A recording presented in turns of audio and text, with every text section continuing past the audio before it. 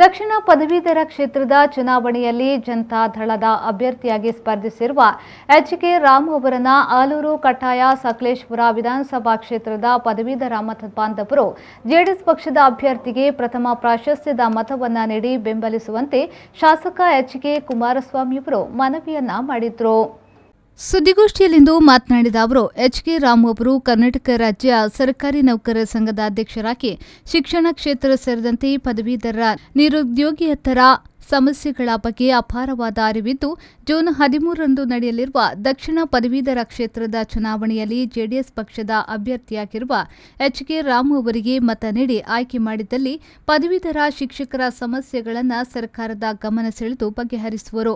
ಆದ್ದರಿಂದ ತಾಲೂಕಿನ ಪ್ರಜ್ಞಾವಂತ ಪದವೀಧರ ಮತದಾರರು ಜೆಡಿಎಸ್ ಪಕ್ಷದ ಎಚ್.ಕೆ. ರಾಮು ಅವರನ್ನು ಬೆಂಬಲಿಸುವಂತೆ ಮನವಿ ಮಾಡಿದರು.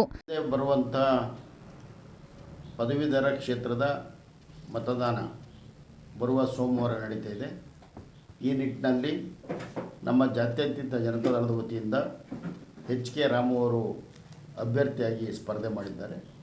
ಅವರ ಪರವಾಗಿ ಈಗಾಗಲೇ ನಮ್ಮ ಮಾನ್ಯ ಪಕ್ಷದ ಅಧ್ಯಕ್ಷರು ಮಂಜೇಗೌಡರು ಮತ್ತು ಅನೇಕ ನಮ್ಮ ಪಕ್ಷದ ಕಾರ್ಯಕರ್ತರು, ಮುಖಂಡರುಗಳು, ನಮ್ಮ MP ಅವರು, ಮಾನ್ಯ ರೇವಣ್ಣವರು ಆದಿಯಾಗಿ ಅಭ್ಯರ್ಥಿಗಳಾದಿಯಾಗಿ ನಮ್ಮ ಶಿಕ್ಷಕರ ಸಂಘದ ಮಾನ್ಯ ಪದಾಧಿಕಾರಿಗಳು ಎಲ್ಲ ಸೇರಿ ಪ್ರಚಾರ ಮಾಡಿದ್ದೇವೆ. ನಾವು ಮತವನ್ನು ಕೇಳ್ತಿರ್ತಕ್ಕಂಥದ್ದು ನಮ್ಮ ಅಭ್ಯರ್ಥಿಯ ಅರ್ಹತೆ ಆಧಾರದ ಮೇಲೆ.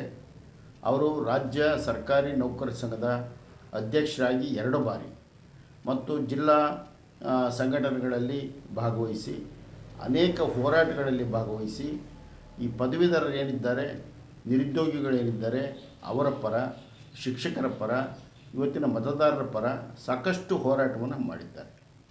ಅದು ಬಹುಶಃ ಅವರ ಏಳಿಗೆಗೆ ಸಹಕಾರಿಯಾಗಿದೆ ಅಂತ ನಾನು ಭಾವಿಸಿದ್ದೇನೆ. ನಾವು ನಮ್ಮ ಸರ್ಕಾರ ಇದ್ದಾಗ ಇವತ್ತು ಕಾಂಗ್ರೆಸ್ ಏನು ಮಾಡಿದೆ, BJP ಏನು ಮಾಡಿದೆ ಅಂತ ಹೇಳಬೇಕು. ನಾವು ಈಗ ಹೇಳ್ತಾ ಇದ್ದೀವಿ ನಾವೇನು ಮಾಡಿದ್ದೀವಿ ಅಂತ ನಾನು ಹೇಳಲಿಕ್ಕೆ ಬಯಸ್ತೇನೆ. ಇವತ್ತು ರಾಜ್ಯ ಸರ್ಕಾರದಲ್ಲಿ ಇರ್ತಕ್ಕಂಥ 7 ಲಕ್ಷ ಹುದ್ದೆಗಳಲ್ಲಿ ಸುಮಾರು 3.5 ಲಕ್ಷ ಹುದ್ದೆಗಳು ಖಾಲಿ ಇದೆ. 3.5 ಲಕ್ಷ ಹುದ್ದೆಗಳು ಖಾಲಿ ಇದೆ. ಆ 3.5 ಲಕ್ಷ ಹುದ್ದೆಗಳನ್ನು ಭರ್ತಿ ಮಾಡಿದ್ದಿದ್ರೆ ಎಷ್ಟೋ ನಿರುದ್ಯೋಗಗಳು ಖಾಲಿ ಆಗ್ತಿದ್ವು, ಉದ್ಯೋಗ ಸಿಗ್ತಿತ್ತು. ಇದ್ರ ಮೂಲಕ ಮೀಸಲಾತಿ ಕೂಡ ನಷ್ಟ ಆಗಿದೆ. ನಮ್ಮ ಪರಿಶಿಷ್ಟ ಜಾತಿಯವ್ರಿಗಿರ್ಬೋದು, ವರ್ಗದವ್ರಿಗಿರ್ಬೋದು, ಹಿಂದುಳಿದವರಿಗಿರ್ಬೋದು, ಎಲ್ಲ ವರ್ಗದವ್ರಿಗೂ ಕೂಡ ಮೀಸಲಾತಿ ಸಿಕ್ಕಿಲ್ಲ. ನಿರುದ್ಯೋಗ ಹೆಚ್ಚಳ ಆಗಿದೆ. ಸುದ್ದಿಗೋಷ್ಠಿಯಲ್ಲಿ ತಾಲೂಕು ಜೆಡಿಎಸ್ ಅಧ್ಯಕ್ಷ ಕೆಎಸ್ ಮಂಜೇಗೌಡ, ತಾಲೂಕು ಪಂಚಾಯತ್ ಮಾಜಿ ಸದಸ್ಯ ನಟರಾಜ್ ನಾಕಲಗೂಡು, ಮಾಜಿ ಗ್ರಾಮ ಪಂಚಾಯತ್ ಅಧ್ಯಕ್ಷ ವೀರಭದ್ರಸ್ವಾಮಿ, ನಿವೃತ್ತ ಪ್ರಾಂಶುಪಾಲ ವೆಂಕಟರಾಮನ್ ಸೇರಿದಂತೆ ಮತ್ತಿತರರು ಹಾಜರಿದ್ದರು.